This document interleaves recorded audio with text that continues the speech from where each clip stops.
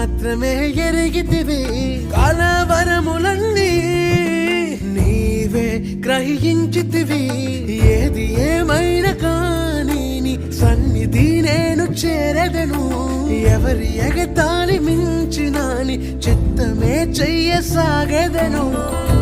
ఎవ్వరికి తెలియని సంగతులు ఎరిగితివి